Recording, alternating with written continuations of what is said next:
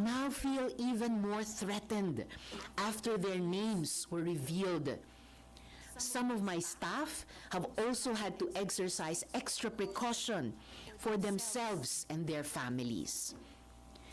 Make no mistake, this isn't just an attack on my office.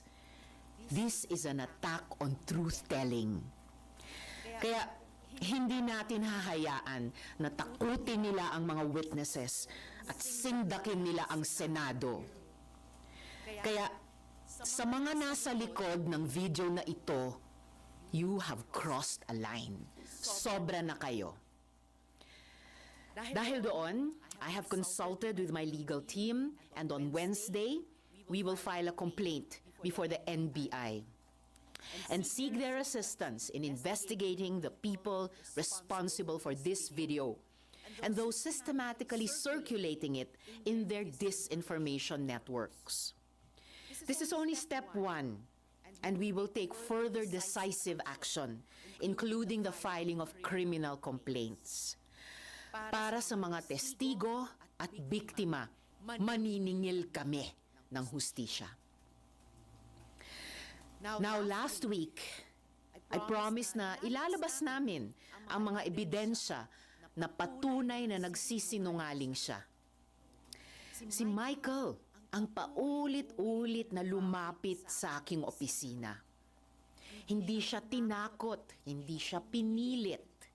Siya ang naghabol sa amin para magpahayag ng kanyang panig. Narito ang mga resibo. Noong December 14, 2023, he emailed my office. Sabi niya, quote, "Dati rin po akong worker ni Pastor Quiboloy. Tumiwalag dahil sa pang-aabuso at pananakit. Ngayon lang nagkaroon ng lakas ng loob dahil na rin sa takot. Baka ipapatay ako." Close quote. Taliwas yan sa sinasabi niyang nakumbinsi daw siya na tumestigo para mabayaran. Because we take some time to vet emails, nung pakiramdam niya ay hindi siya pinapansin, he messaged us 2 more times noong December 15, 2023 at January 28, 2024. Nasaan dyan ang pinilit? Muli, siya ang una at paulit-ulit na lumapit. He freely and voluntarily offered his testimony and assistance. Pangalawa, inutusan daw si Michael na idamay at idagdag sa testimonya niya si dating Pangulong Duterte at VP Sara Duterte na sa pinakaunang salaysay na siya mismo ang gumawa at nagbigay sa aking opisina, andoon na ang pangalan ng mga Duterte. Sinulat niya, quote, "Minsan po nagvi-visit doon si former Pres Duterte at VP Sara Duterte," close quote. Siya ang nagbigay at nagsulat niyan. Again, walang pumilit. Siya ang nagkusang loob. No one paid him. No one coerced him. I cannot stress this enough. In fact, on February 7, 2024, he was the one who asked us for money. Quote, "I just want to ask if her office give a financial assistant. I want to buy a new laptop." Close quote. Malinaw ang sagot namin sa kanya. Our office has a strict policy of not providing financial assistance to potential witness and witnesses. He knew that. And yet now, on video, he claims we gave him 1 million pesos. That is a lie. And he knows it. Pati sa detalye ng tinulugan, ang sinungaling niya. Wala akong kondominium na pagmamay-ari. Michael wasn't staying at one place. Inililipat siya sa iba't ibang safe house na inayos katulong ang religious groups at civil society dahil na rin sa sinabi niyang banta sa kanyang buhay. Again, mga kasama, He was moved between safe houses because he was afraid that his life was in danger. This is our system of coordinating witness safety since the Duterte years. Kung may nagbayad kay Michael, di ako magtataka kung KOJC yan. Noong February 22, 2024, umamin si Michael sa aming opisina na kinukumbinsi daw siya ng mga kakilala sa KOJC para mag-recant o magbumawi sa hearing. Sumbong niya, quote, "Mag-recant daw ako para mapahiya si Senrisa, especially daw yung mga nakita ko sa mga Duterte. Bibigyan daw ako ng malaking pera, itatago daw ako, at bibigyan ng magaling na abogado," close quote. Yung inaakusa nila na pagbabayad at pagtatanim ng witness, mukhang sila ang gumagawa. So, sino talaga ang may modus? I also want to note na nag-reach out sa amin yung ilang testigo pa sa Kibuloy hearing at sinabi na handa silang patunayan na hindi sila binayaran para tumestigo.